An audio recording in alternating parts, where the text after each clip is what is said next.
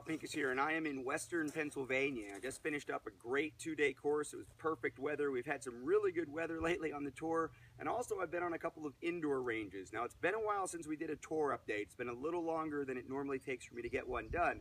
This is absolutely the busiest tour year that we've had. Of course, for those of you who pay attention to my personal social media, I also had my daughter get married recently. A lot of you who met her at the NRA shows over the last couple of years knew that she's been engaged, and we're very proud of her and my new son-in-law, Blake. We had a great time, but there's been a lot of business going on too. So we've been teaching a lot of classes. We were in occupied territory, teaching in New York, just outside of Manhattan, teaching in New Jersey at Shooters, New Jersey in Little Lake Harbor, a place where I've run a few courses before. And it's always great to see the mix of law enforcement and civilians that come out, including people with concealed carry permits in those restrictive states and the surrounding states that come out to train with us on the training tour. This is a new range, Logan's Ferry range here in central PA, actually western PA, just outside of Pittsburgh, and I had a great group here as well, another mix of law enforcement and civilian students. Now, May is the busiest month of the 2015 training tour for me and all of our other contributors. I've got back-to-back classes all the way from New Jersey into Minnesota, and then I'll be down in Iowa and Colorado in June.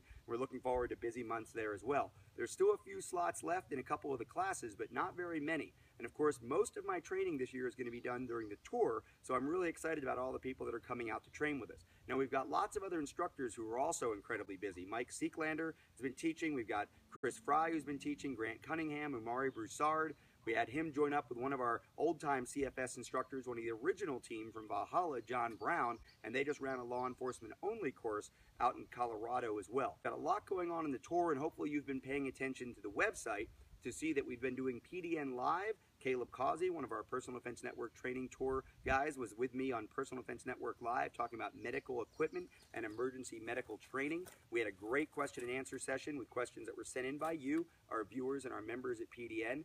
We got a lot of good information out of Caleb on that one. We've also continued to put out good articles and good video material at PDN, even though we're out here doing these live fire training ranges. Remember, Personal Defense Network was started as a direct mail DVD series that was distributed with our partners at the NRA, Guns and Ammo, Second Amendment Foundation. And then we put the stuff online. Now we're bringing the training straight here on the ranges and in the classrooms around the country. We're really excited about what's coming up on the tour. We hope that you get to train with us. Meanwhile, we have to remember that not everybody has it as easy as a lot of the country does when it comes to going out and training. Being able to train in New Jersey, being able to work with companies and organizations that are supporting the Second Amendment rights, like Shooters, like Pioneer Shooting Center in New York, and like the New Jersey Second Amendment Society, is an important part of what we do while we're out here on the tour. We got a chance to talk with the new president of the New Jersey Second Amendment Society and hear about some of the things that are going on. I want you to watch a little bit of a clip so you can hear some of what he had to say from a little pro-Second Amendment rally we had in New Jersey after the first night of our class. Is activism. Unfortunately, what's happening in New Jersey today is a war, and it's a war against our rights. And what we're fighting for is to make sure that next year, 5 years, 10 years from now, we're not going to have less rights than we did today. And despite having the strictest gun laws in the United States, I don't care what anyone says or what Brady organization says what, the fact of the matter is that we have less rights today than we did 5 years ago. As much as I'd love to hang out with all you guys all day long, go to the shooting range, exchanging stories, spend time shooting each other's guns, every day there's legislators behind the scenes conspiring on how to limit us more and more and more.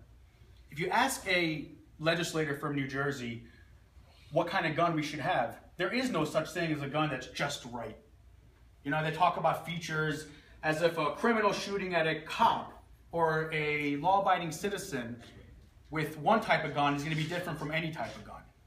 You know, the fact is we have to go after criminals and law-abiding citizens. Every year, 88 to 120 bills are being proposed to limit us more and more.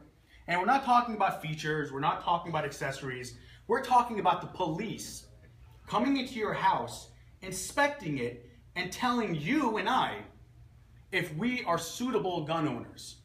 Also, another bill that nobody ever discusses was the fact that they want each and every one of you getting a psychological evaluation at your expense before you apply for a firearms identification card to say, a doctor gave me clearance, I'm allowed to own a gun.